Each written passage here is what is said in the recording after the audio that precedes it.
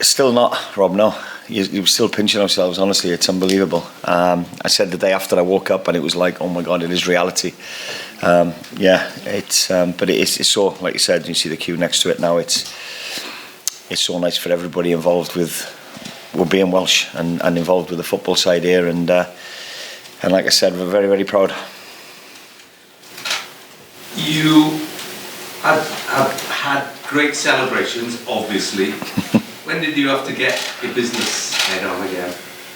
No, well, obviously that night we went upstairs and celebrate with our families, and I give the lads that night to get out the system and enjoy it. Absolutely, they work hard, and when they're on camp, Rob, it's really intense. We'll be in the meeting rooms now until we break for evening meal, and then back in probably until about 11 o'clock tonight. So, for the players, for the staff, there's high demands on them when they're on camp, and the camp's a long one this time. So we're away together for a month, so they need a little bit of downtime as well. And one thing we pride ourselves in, we've got the balance right, and rightly so. They've got to enjoy moments like that. They've got to embrace it. That's why we stayed on the pitch to celebrate it with our supporters, because you've got to enjoy those moments. And but then the work heads back on again. We spoke about it yesterday, touched on it last night. I've had a meeting with the players this morning. They've gone out and had a good training session, and it's work as usual again now. We're up against a very, very good Dutch team. The World Cup is transformative for a nation. You've already seen that in the last day or so, with all the attention that you and the squad have been receiving. But I remember you saying the Nations League has been good to Wales and is long term as well. It has been good to us, yeah. And we want to compete against the best in Europe. And Holland, Belgium, Poland, they certainly fall into that category, don't they? So we're testing ourselves against the best teams in world football as well as Europe. So, it's beneficial because we can expose, I keep saying it, our younger players to opposition like we're going to face. And it'll hold them in good stead for future months and years. People like Brennan, who you're going to be speaking to shortly. He's had a great season at Nottingham Forest. He's going to be playing Premiership football next year, but he still needs to expose himself to that type of quality at international level, so that come the World Cup, if he's in the squad, then it's not a big culture shock to him that he's already experienced that. So it's beneficial for many reasons. But like I said, we'll be going out to get points in this competition and stay in the division. Can we expect more of a Poland-like team than what happened on Sunday? How much are you contemplating changing the lineup? Yeah, we want to win. We want to win games. So it's getting the balance right. Of, I'm not just going to be in this competition to make the numbers up and just purely expose our young players to this level of opposition. We want to win games of football as well. So to do that, we've got to get the balance right. Is it realistic to ask some of the senior players to go again in quick succession? Probably not. When you look at the importance of that game and the emotion that was involved in it, and that saps the life out of you as well. And the boys had to put a shift in, especially the two in the middle of the park. They covered some distance that night with the way they played as well. So we have to be respectful of that as well and pick a team accordingly. But I think you'll see a blend then. So you're determined it won't be after the Lord Mayor's show? No. It's like I said, it's business as usual. We're ready, and we know we're in for a tough game. Last couple, really quickly. Yep. Has Gareth Bale told you where he's going to go yet? No. That was quick. And just tell me, what's the best moment you've had since the final whistle? Other than that, have you had a message that has surprised you, or a reaction that rather sums up just what you've done and the squad has done? It's still sinking into me, Rob. Honestly, it is. I'm proud for my family. I'm proud to be from the valleys and listening to how proud they are of what we've done. I was asked this before this game, what was your best moment? And I said the Austria game, the final whistle. Well, that topped it again. I didn't think it could. But that feeling when you see the referee pull the whistle to his lips and that's the end of it, then that's the only time I could relax for that split second. And it is the best feeling in the world. So maybe you can talk us through your dance in the dressing room one day. Yeah, it was dad dancing. That's what that was called. Cheers, Rob. Cheers, Rob. Thank you. Gareth. Hi, Rob. Hi, Gareth. You said yesterday when you spoke to us, disbelief. Is that still the overriding emotion? That there's still some disbelief about what you have achieved? Your backroom staff and the players? Yeah. I think the tides are changing, Gareth, if I'm honest. I've seen a change in it over the last couple of years now. And I said, we had a great team put out against Ukraine, but we also had disappointed players on the bench that, had an argument to play as well, because they're playing competitive football at club level, at a good level. So we've got strength in depth now, and we've earned the right to be in the World Cup. We absolutely have. So we don't live in hope anymore. All of us now as a group, we believe that we can compete with the best. We can go toe to toe with them, and give a good account of ourselves, and we've proved that. Rob, the mere fact that you have qualified means that Gareth Bale is going to continue playing. He's not retiring. That's great, just not just for Welsh football, but for football. He's one of the world's great players. But I believe what you told me yesterday. You said you don't know where he's going. But what works best for Welsh football? And I asked that question because he's made it very clear that his number one priority is to lead Wales at a World Cup, not necessarily a club. So what works best for Gareth's short-term future for Wales, as to where he goes and how he plays? He understands what he needs to do. Gareth's problems in the past have been when he's not playing week in, week out, and it was at the Belarus game where he was undercooked coming into camp and ended up getting a little tweak in his calf. So he understands he needs to play. That'll be his plan. I'm not lying when I say I haven't got a clue what he's doing. I haven't had that conversation with him yet. I will do, but I haven't up to now. That's up for him and his family to decide on where's best for him to get him in the right frame of mind for November. It's going to be as simple as that, and it might be even as short term as that. He's worked ever so hard throughout his career. He's the ultimate professional, and he's earned the right to lead our country in a World Cup. And whatever he does from now until then is really important for him to get himself in the best physical condition. And when you have that conversation, how important is it? I think we know he knows this. Anyways, that in terms of how the club he goes to, that he is able to look after his body in the way that he knows best. I think, so we all know he probably knows his body better than anyone else. To find a club that respects that and allows him to do that, because that works best for you. Well, it does, and I've said that to Aaron and to Gareth. Clubs must be looking at it going, well, how can they do that for their country? It's just a common sense approach for us. Don't get me wrong, Gareth, it's hard. I've been a club manager myself. It's hard when you've got when you're trying to create that environment at club level and you've got other world-class players around you. And that's no disrespect to our group, but we haven't got 10 Gareth Bales in that changing room. So it's harder to do that. You do have to have that sort of throw the blanket over all the players and go, no, this is how we're going to train today, and that's going to be his difficulty. Finding somebody that will manage him like that, and he has to take that responsibility himself. But again, that'll determine then whether he plays a lot of football, because if he's not able to train like that through the week, the manager at the respective club might not want to select him on the weekend. But for me, it's a common sense approach. It's looking after them through the week to make sure they're available for selection. Just moving on to what you've got, you worked so hard to get into Group A, to be amongst the top table at Europe's elite. How unfair is it that you're being asked to play these games in the middle of the biggest game that Wales have ever played, and probably that any other country who's in your situation? It would be the biggest game of their year, decade, whatever. How unfair is it that you're playing Poland where you had to play a second string, and you've got players who are out on their feet and you can't necessarily select against the Netherlands? Yeah, I think what's unfair is what Ukraine have had to go through. So if I'm being brutally honest, I think we take what we've had to go through with a pinch of salt. So thankfully it's gone in our favour. The only game it's really had an impact on, Gareth, is the Poland game. But again, I thought the young lads that were selected give a great account of themselves. There's a lot of positivity being spoken about them, rightly so, and it was a beneficial exercise.